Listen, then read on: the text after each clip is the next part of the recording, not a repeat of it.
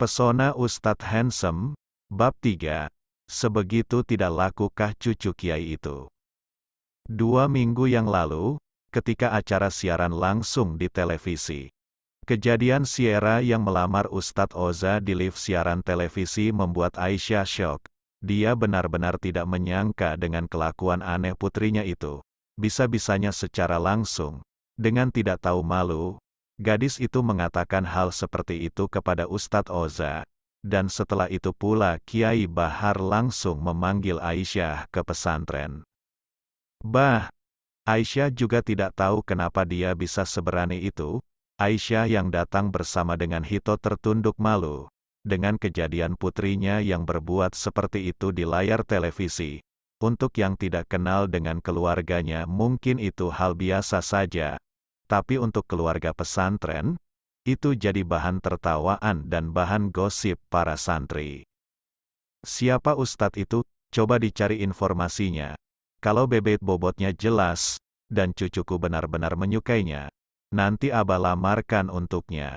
Kiai Bahar berkata dengan tegas. Hito langsung mencari informasi di mesin pencarian internet, untuk mencari identitas lengkap dari Ustadz Oza. Ini namanya Roya Syamsurizal Al-Mualim, usianya 26 mau 27 tahun. Berbeda 4 tahunan dengan Sierra. Hito memberikan telepon genggamnya.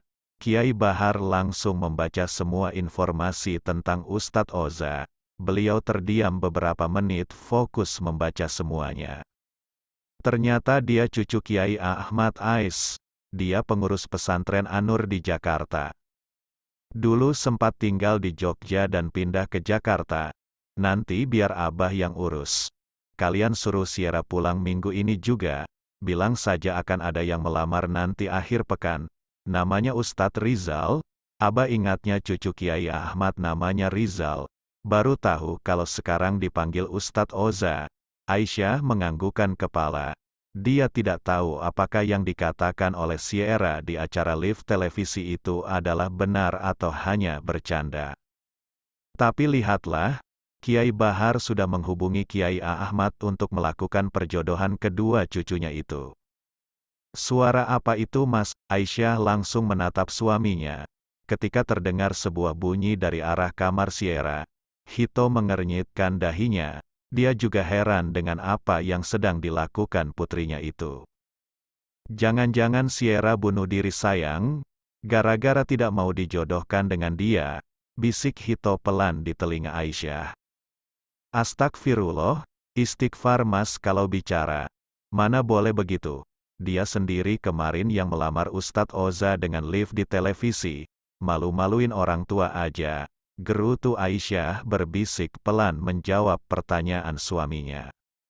Sepertinya dia salah sangka, seru Hito sambil menoleh ke arah Kiai Bahar dan Kiai Ahmad, yang masih saling berhadapan satu sama lain. Bagaimana nak Rizal? Kiai Bahar kembali menanyakan itu kepada Rizal. Jawab Sa, kamu jangan mengecewakan Abah sama Utiyah. Jika ingin melupakan masa lalu, maka kamu harus berusaha untuk mencintai yang lain. Abah sudah cukup sabar kepada kamu, Kiai Ahmad mendesak Rizal. Kenapa jadi begini? Aku yang dilamar, tidak salah kan? Jangan-jangan benar gadis itu saking gemuknya tidak ada yang mau sama dia.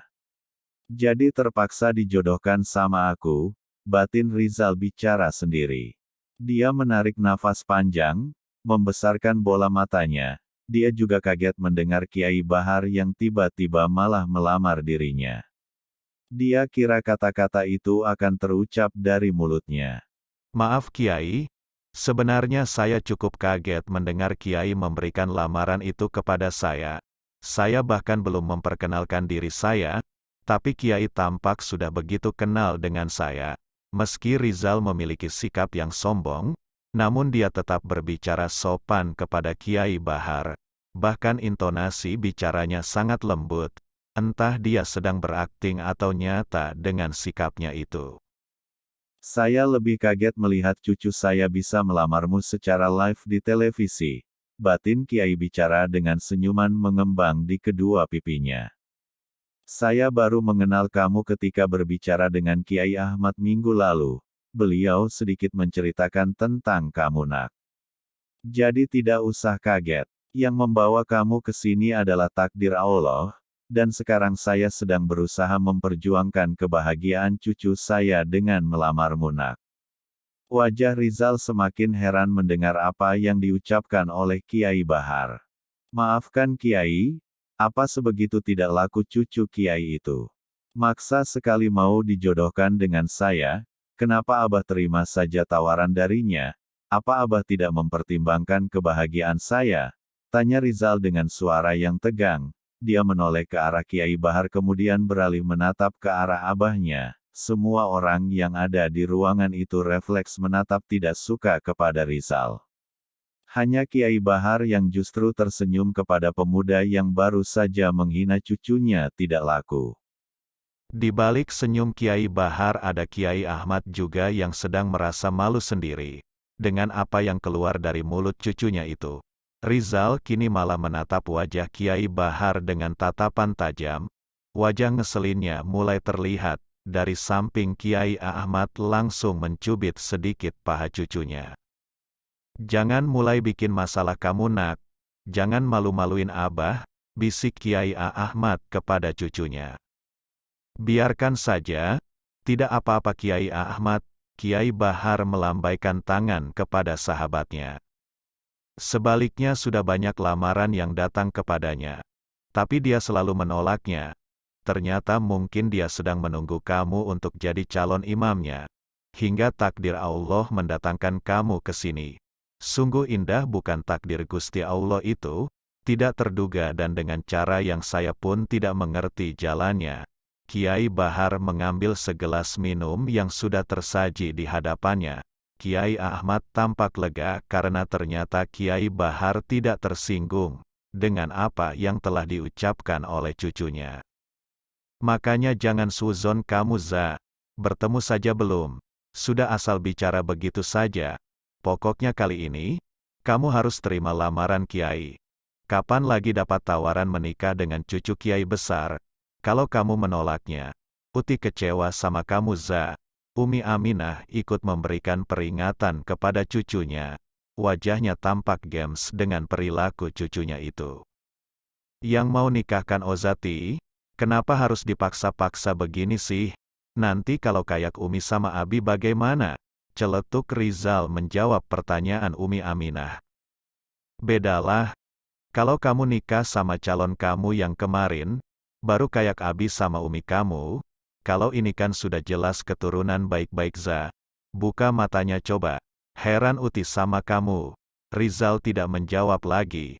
Merasa tidak enak karena mereka berbisik-bisik di tengah perbincangan. Semenatar di dalam kamar, Sierra mengepalkan tangannya. Sialan, dia bilang aku tidak laku. Bisa-bisanya berpikir begitu. Dia tidak tahu aja berapa banyak lamaran ke rumahku yang tidak kuterima, dan berapa banyak pria di kampus yang menyatakan cinta kepadaku. Pasti dia pikir aku ini gadis gendut yang sukanya makan. Dasar, dari dulu sampai sekarang tidak berubah-berubah, bisanya menghina orang. BRUK, untuk yang kedua kalinya kakinya mendarat di pintu kamarnya.